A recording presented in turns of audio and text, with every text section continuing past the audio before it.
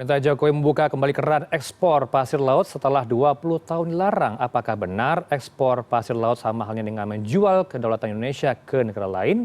Bergabung pada sore ini bersama kami sambungan daring dengan pihak dari Walhi, ada Pak Farid Ridwanudin, manajer kampanye pesisir dan laut Walhi. Selamat sore Pak Farid, sehat selalu Anda, Assalamualaikum. Selamat sore, Mas. Ya, mendadak sekali kami dapat info, Waalaikumsalam Pak, warahmatullahi. bahwasanya kami juga turut mengundang dari pihak KKP, tapi Pak Wahyu Muryadi, jubir KKP, mendadak tidak bisa hadir dalam dialog ini. Tapi sebelum berdialog, Pak Arid, kita punya informasi terbaru dari Presiden Jokowi yang saat ini meresmikan produksi smelter PT Freeport Indonesia di kawasan ekonomi khusus Gresik, Jawa Timur, Senin sore ini. Kita akan langsung simak pernyataan Jokowi berikut ini. Kabupaten Gresik yang saya hormati. Yang saya hormati, Chairman of the Board, Freeport McMoran, Bapak Richard Ackerson, Presiden Direktur PT Freeport Indonesia, Bapak Tony Wenas, Presiden dan CEO Freeport, Mrs. Kathleen, Bapak Ibu sekalian, para tokoh agama, tokoh masyarakat, hadirin dan undangan yang berbahagia.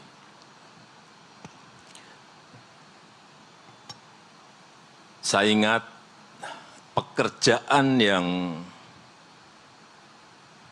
berat dan melelahkan selama saya menjabat sebagai presiden selama 10 tahun ini adalah mengajak perusahaan pertambangan untuk membangun smelter. Pekerjaan sangat berat. Saya ingat sampai di 2017 kita bernegosiasi, saya dengan Pak Richard, untuk sepakat membangun smelter di Gresik ini. Itu pun masih alot sekali negosiasinya, alot sekali.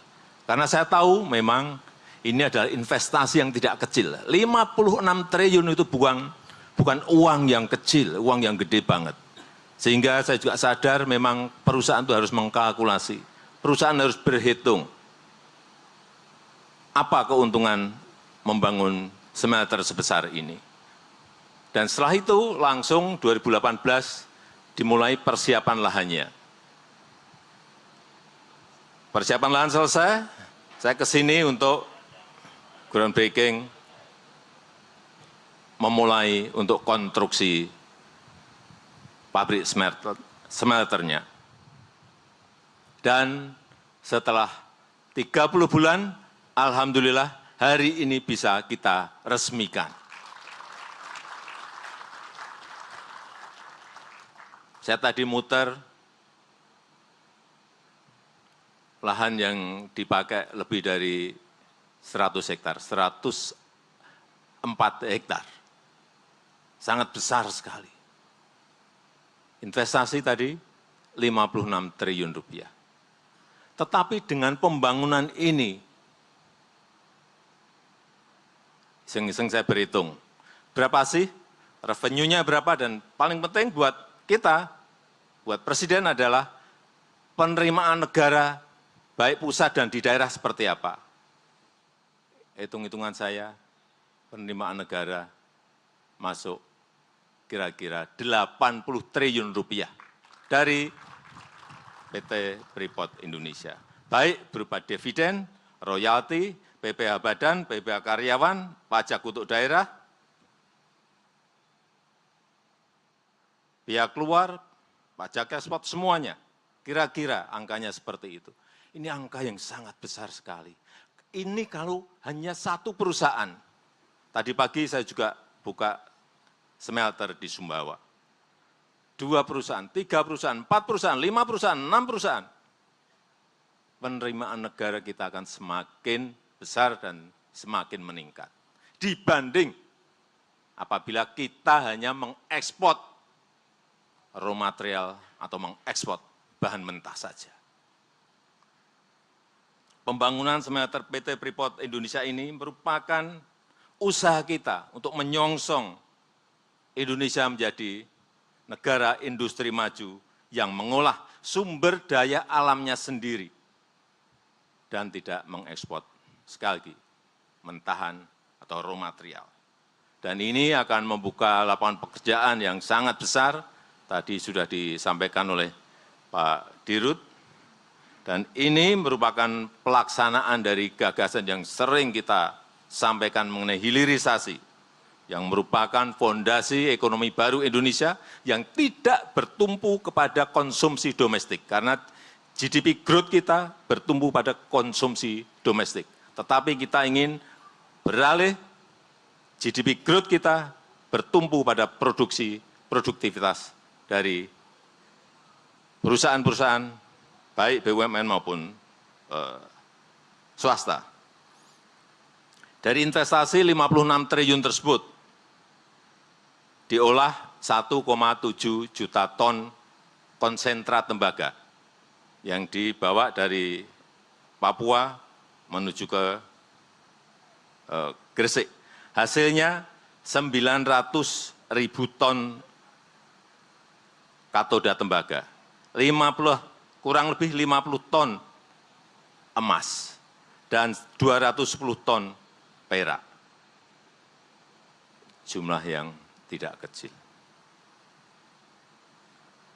Dan ini kalau melihat industrinya sebesar ini, saya yakin ini akan melibatkan banyak UMKM, usaha-usaha kecil, baik berupa catering, baik menjadi subkontraktor dari semua yang berkaitan dengan smelter di Gresik ini. Dan kita harapkan ini juga segera melahirkan perusahaan-perusahaan turunan, industri-industri turunan dari tembaga yang ada di sekitar PT Freeport Indonesia ini.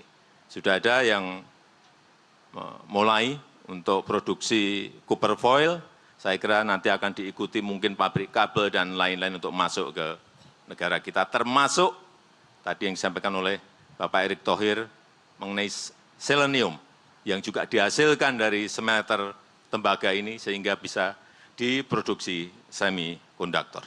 Saya rasa itu yang ingin saya sampaikan, dan dengan mengucap Bismillahirrahmanirrahim, pada sore hari ini saya resmikan produksi smelter PT Freeport Indonesia di Kabupaten Gresik, Provinsi Jawa Timur. Terima kasih. Wassalamualaikum warahmatullahi wabarakatuh.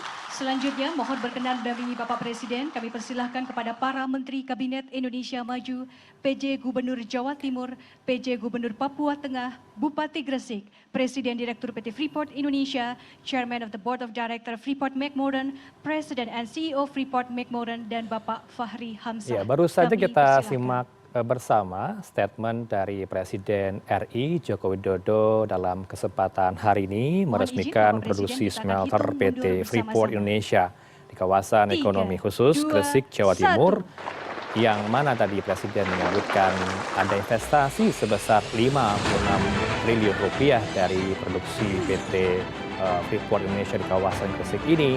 Dengan luas tadi dikatakan oleh Presiden, dia sempat berkeliling, ada lebih dari 100 hektar kawasan produksi smelter di kawasan Gresik ini.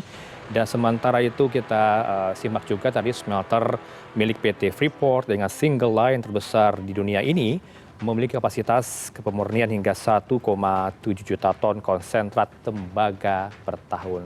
Dengan adanya diresmikannya produksi smelter ini, maka diharapkan dibukanya luas lapangan pekerjaan di kawasan Gresik ini. Presiden Republik Indonesia, sekali lagi kita berikan tepuk tangan yang meriah. Dan tentunya kita berharap semoga pasca peresmian banyak lapangan kerja yang akan terserap di kawasan ekonomi khusus Gresik, Jawa Timur pasca diresmikannya produksi smelter PT Freeport Indonesia di kawasan ekonomi khusus Gresik, Jawa Timur.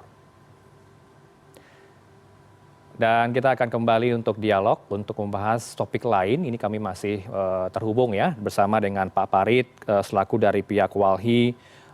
Kita ulas lebih dalam, Pak Parit, bagaimana kemudian Anda Walhi mencermati rencana Jokowi ini, Pak Parit? Karena kalau kita simak, Pak Jokowi mengklaim tidak yang diekspor itu bukan pasir laut tapi sedimen. Ini bisa Anda bedakan, Anda bisa jelaskan ke kami bagaimana sebenarnya bedanya? Ya,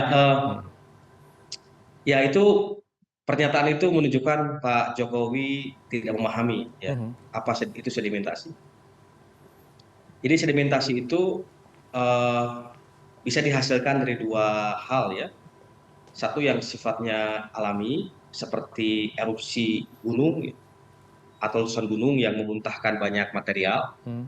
Di antaranya ada kerikil ya, ada pasir dan itu kemudian masuk ke dalam laut dan melalui proses oceanografi yang cukup panjang akhirnya membentuk apa yang disebut dengan pulau-pulau kecil atau yang di dalam bahasa kawan-kawan di Sumatera itu beting atau gosong ya.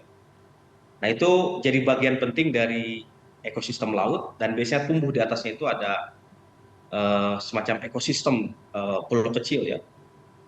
Nah yang dihasilkan dari proses alami ini, beting atau gosong ini, itu kemudian punya fungsi untuk menjaga wilayah perairan atau wilayah tangkap nelayan dari gelombang tinggi.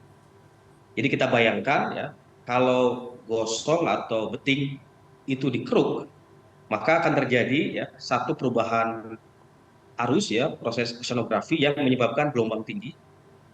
Lalu kemudian dalam waktu lama akan mengikis wilayah pesisir atau pulau kecil. Dan oleh karena itu akan mendorong abrasi. Nah yang kedua, ada sedimentasi yang dihasilkan dari proses yang tidak alami, yaitu proses pertambangan di darat. Jadi pertambangan di darat dalam waktu lama membuang limbah ke laut, ke sungai, lalu berakhir di laut-laut, itu dalam waktu lama akan membuat sedimentasi. Nah pertanyaannya, apakah dengan dikeruk sedimentasi yang tidak alami ini di laut akan menyelesaikan masalah? Tentu tidak. Karena akar masalahnya adalah ada di darat. Jadi kalau pemerintah mau menyelesaikan sedimentasi di laut, diselesaikan di daratnya, stop pertambangan. Tidak boleh ada pertambangan di darat sehingga lautnya terjaga. Jadi apa yang terjadi di darat itu akan berdampak kepada laut.